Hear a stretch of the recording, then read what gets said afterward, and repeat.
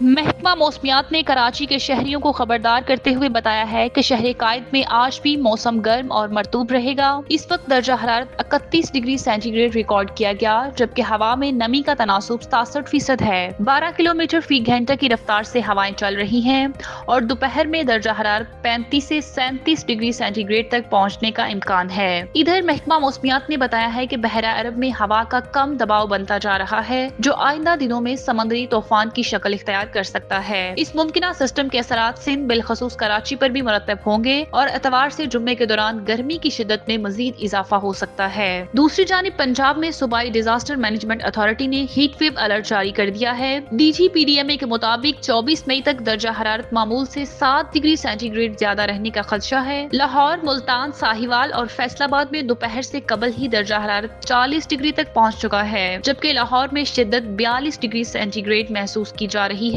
خیبر پختونخوا کے جنوبی وسطی علاقوں میں بھی 20 تا 24 مئی کے دوران درجہ حرارت میں غیر معمولی اضافہ متوقع ہے اور گرد و غبار کے طوفان کے ساتھ تیز ہوائیں چلنے کا امکان ہے۔ محکمہ موسمیات نے عوام کو خبردار کیا ہے کہ وہ خصوصاً بچوں، بزرگوں اور خواتین کو دوپہر کے اوقات میں گھروں سے غیر ضروری باہر نہ نکلنے دیں۔ دھوپ سے بچاؤ کے لیے احتیاطی تدابیر اختیار کریں اور زیادہ سے زیادہ پانی استعمال کریں۔ ہیٹ اسٹروک، پانی کی قلت اور آبی ذخائر پر دباؤ کے خدشات کے پیش نظر متعلقہ اداروں کو ہنگامی صورتحال سے نمٹنے کے لیے الرٹ رہنے کی ہدایت کی گئی ہے۔